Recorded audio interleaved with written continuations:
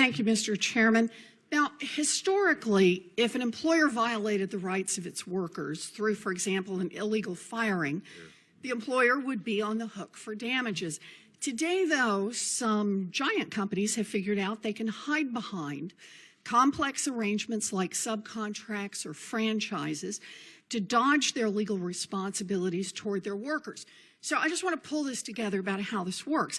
Big parent company controls every tiny detail of what the workers do, including how much they get paid, how they're trained, when they have bathroom breaks.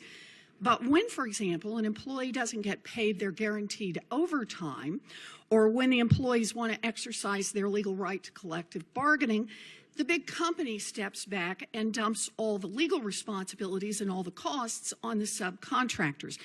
That way, the big company gets all the benefits of having a bunch of employees with none of the responsibilities that go with it.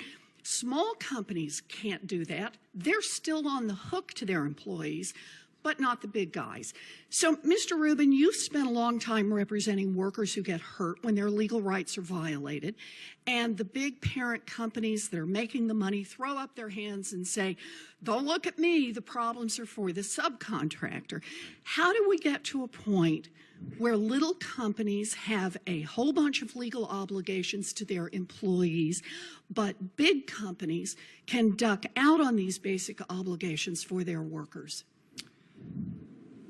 The laws had softened, and that's one of the things that this new board decision strengthens again, to give large companies the opportunity not only to contract out the work, but to contract out their legal responsibility when things go wrong, when the law is violated. And that's precisely what has happened with contingent workers in the modern economy. Okay, so what's happened is the NLRB has changed the standard through a series of case-by-case decisions. Now, what's been the consequence of narrowing the definition of an employer over the last 30 years? It's meant that there is far less meaningful bargaining because companies that control terms and conditions aren't brought to the bargaining table.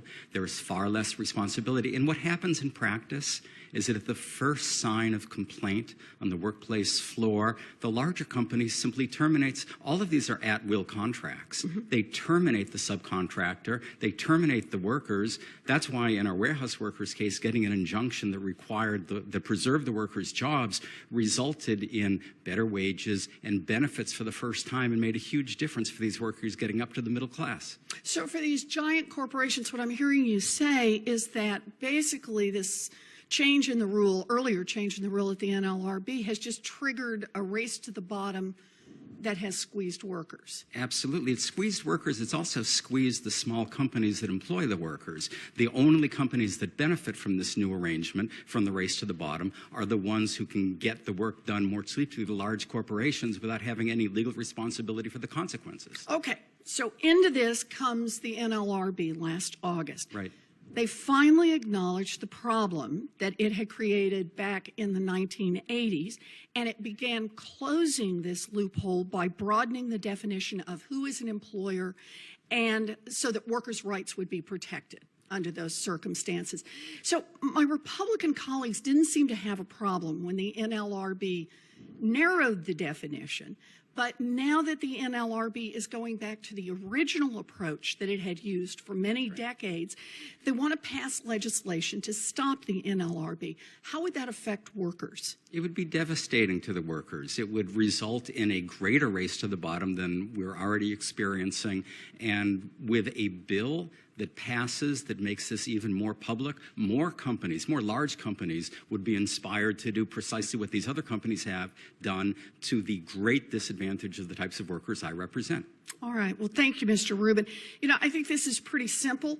The law says that an employer has certain legal obligations to its employees, like collective bargaining or responsibility when an employee gets hurt. And small employers have to abide by those rules. But some big corporations dodge the law by pretending that they are not employers. They don't fool the NLRB or much of anyone else, and now the NLRB has called them out on this. It is no surprise that giant corporations that use this scheme and their Republican friends don't like what the NLRB is doing, but let's be clear.